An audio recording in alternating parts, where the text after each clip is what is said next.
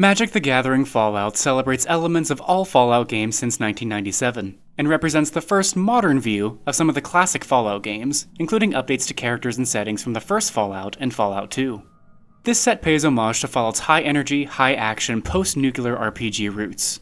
Will you join the side of some of Fallout's most infamous characters? Or choose to play as a Vault survivor, fighting gangs of raiders, super mutants, irradiated monsters, and pre-war robots? Whichever you choose, life in the Wastes won't be easy. Magic: The Gathering Universes Beyond. Fallout. Rules, keywords, and mechanics. My name is Jared, I am a level 1 judge, and this is TMMTG. The Great War changed the face of the world in plenty of visible ways, but one of the Wasteland's greatest dangers is largely invisible: radiation. Rad counters are a kind of counter a player can have. See Rule 122, Counters. There is an inherent triggered ability associated with rad counters. This ability has no source and is controlled by the active player. This is an exception to Rule 113.8. The full text of this ability is, at the beginning of each player's pre-combat main phase, if that player has one or more rad counters, that player mills a number of cards equal to the number of rad counters they have. For each non-land card milled this way, that player loses 1 life and removes 1 rad counter from themselves. A card that refers to life loss from radiation refers to life lost as a result of the triggered ability associated with rad counters. Players need to keep track of how many rad counters each player has. Potential ways to track this include writing them down on paper or using dice, but any method that is clear and mutually agreeable is fine. Rad counters don't go away as steps, phases, or turns end. They only go away when an effect instructs a player to remove rad counters from themselves, like with one of Sun Cleanser's effects, or by the rad counter's own triggered ability. Also, any effects such as Proliferate that interact with counters a player gets, has, or loses can interact with rad counters.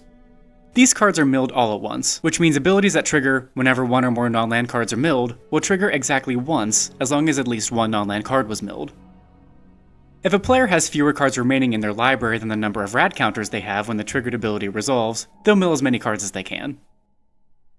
In a game using a shared team turns option, such as Archenemy or Two-Headed Giant, the inherent triggered ability associated with rad counters triggers once for each player on the active team that has rad counters. Each instance of the ability is controlled by one of those players. No matter where you roam in the Wasteland, you'll always find junk. It might seem useless at first, but a clever Wastelander can get some use out of just about anything.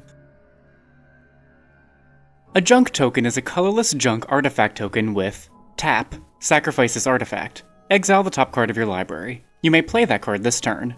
Activate only as a sorcery. If you choose to play the exiled card, you pay all of its costs and must follow all the normal rules for playing the card. So if you cast a sorcery card, you can cast that spell only during your main phase. And if you play a land this way, you can do so only if you haven't played a land yet this turn. And if you can't play the card, it just stays in exile. You can't sacrifice a junk token to pay multiple costs. For example, you can't sacrifice a junk token to activate its own ability and to also activate the second ability of Junk Jet. Some spells and abilities that create junk tokens may require targets. If each target chosen is illegal as that spell or ability tries to resolve, it won't resolve, and none of its effects will happen. You won't create any junk tokens. What do power armor, plasma weapons, and artillery satellites have in common? They all need power sources.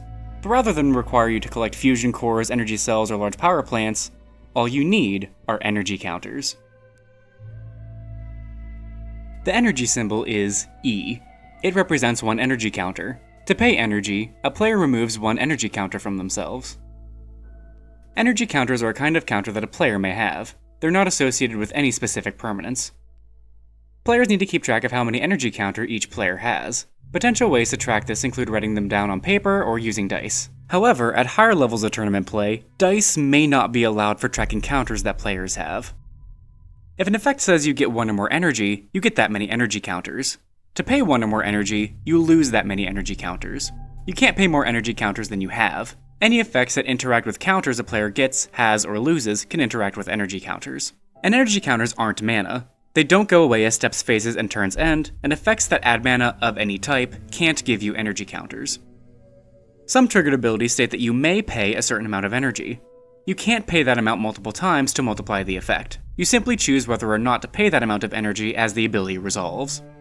Some triggered abilities that state that you may pay a certain amount of energy describe an effect that happens if you do. In that case, no player can take actions to try to stop the ability's effect after you make your choice. If the payment is followed by the phrase, when you do, then you'll choose targets for that reflexive triggered ability and put it onto the stack before players can take actions. If a spell or ability with one or more targets states that you may pay some amount of energy, and each permanent that it targets has become an illegal target, the spell or ability won't resolve. You can't pay any energy even if you wanted to. Some spells and abilities that give you energy may require targets. If each target chosen is an illegal target as that spell or ability tries to resolve, it won't resolve. You won't get any energy counters. Resources are scarce in the Wasteland, but those who are already rich tend to get richer, and those who are already irradiated tend to get more irradiated. To proliferate means to choose any number of permanents and/or players that have a counter, then give each one an additional counter of each kind that permanent or player already has. In a two-headed giant game, poison counters are shared by the team. If more than one player on a team is chosen this way, only one of those players can be given an additional poison counter. The player who proliferates chooses which player that is. See Rule 810, two-headed giant variant. You can choose any player that has a counter, including yourself. You can also choose any permanent that has a counter, including ones controlled by opponents.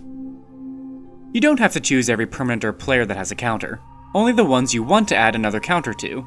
Since any number includes 0, you don't have to choose any permanents at all, and you don't have to choose any players at all. You can't choose cards in any zone other than the battlefield, even if they have counters on them, such as suspended cards, or a card like Lightning Storm on the stack. If a player or permanent has more than one kind of counter on it, and you choose for it to get additional counters, it must get one of each counter it already has. You can't have it just get one kind of counter it already has and not the others. Players can respond to the spell or ability whose effect includes proliferating. Once that spell or ability starts to resolve, however, and its controller chooses which permanents and players will get new counters, it's too late for anyone to respond. Some spells and abilities that cause you to proliferate may require targets. If each target chosen is an illegal target as that spell or ability tries to resolve, it won't resolve, and you won't proliferate. Many people in the Wasteland are searching for something, be it knowledge, justice, or Nuka-Cola memorabilia. Here, that idea is represented by quest counters. Quest counters have no particular rules meaning on their own, but some cards refer to them specifically. For example, Arcade Ganon has an activated ability to draw a card then discard a card. Then you put a quest counter on him. He has another ability that, once during each of your turns, you may cast an artifact or human spell from your graveyard with mana value less than or equal to the number of quest counters on him. Another example, with Moira Brown, when she enters the battlefield, you create a colorless equipment artifact token named Wasteland Survival Guide with, equipped creature gets +1/+1 for each quest counter among permanents you control. She also has another ability to put a quest counter on target non-land permanent you control whenever she attacks. A quest counter is a quest counter, no matter how it got put there. There's strength in numbers, and might makes right.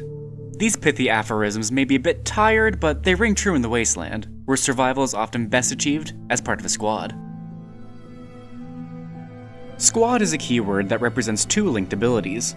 The first is a static ability that functions while the creature spell with Squad is on the stack. The second is a triggered ability that functions when the creature with Squad enters the battlefield.